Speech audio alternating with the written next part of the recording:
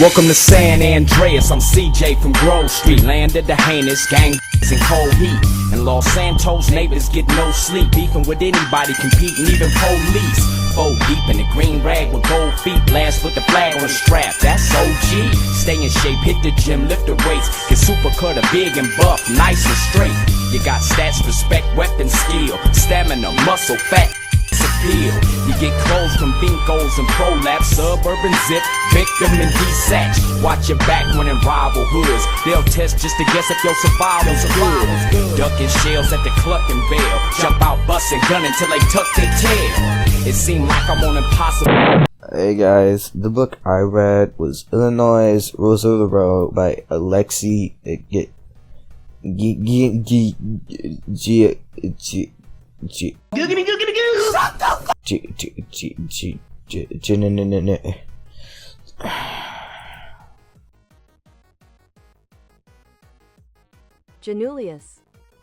The book I read was Illinois Rules of the Road by Alexi Janulius.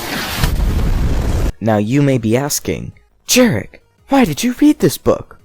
And actually, I did the math and nobody's asking, because nobody cares. Anyways, I read this book because it's only like 100 pages, so it's like the shortest nonfiction book I could find. And I also needed to read it eventually, so I could get my driver's license and then lose it immediately. Rereading the rubric. I have realized that I've met absolutely none of the criteria I'm supposed to. So, I'm just gonna yap for like 5 minutes, and you're just gonna have to deal with it. You know that phrase, never judge a book by its cover? Well, this book is pretty disappointing, because it's exactly as it says on the cover. This book has a descriptive text structure, because it describes the rules of the road. Isn't that crazy? And it's so absolutely wonderful that I have to include that, because you just couldn't have guessed it by looking at it. I mean, just look at it. It's impossible to know that. The book is very descriptive, probably because it should be. It describes how to get and maintain your driver's license, so you don't end up like me and have it suspended for like the 100th time this year. Alright, after rereading the rubric, I have found out that I need to include 3 fun facts about the book. So, here's one of them. Number 1! Yeah, it's number 1. Alright, if you're 81 to 86, you have to renew your license every 2 years. And if you're older than that, well, screw you. You have to do it every year.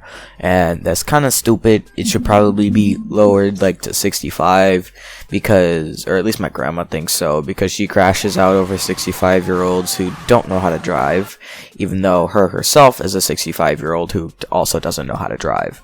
Number 2 is the second fun fact. Having the interior light on in your car actually isn't illegal, and when I told my mom that, she flipped me off and told me to turn it back off. Let's get it.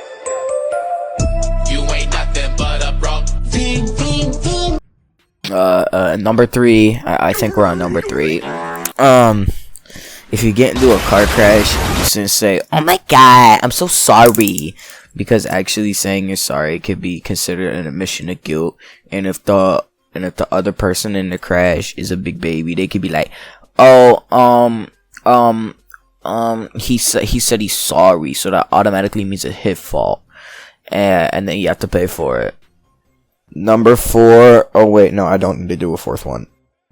Apparently, also according to the rubric, that you're supposed to have like 3 different nonfiction text features. I don't know what that's supposed to mean. I'm just gonna read out the ones I found. A title or a subtitle like describes the next section that's gonna be going on, and I found it on the cover. Obviously, like where else are you supposed to find a title? We got the table of contents. It shows the sections that are in the book. And I found that on page 1. Isn't that a shocker? The index shows like where some words exist in the book. I found that on page 101. glossary gives like the definition. So we're, oh, wait, no, I didn't even find one of those. Wait, was that, did I do 3 already? Okay, I did do 3. Man, fuck. Alright, so that's all I gotta do, so that's all I'm gonna do. So bye-bye.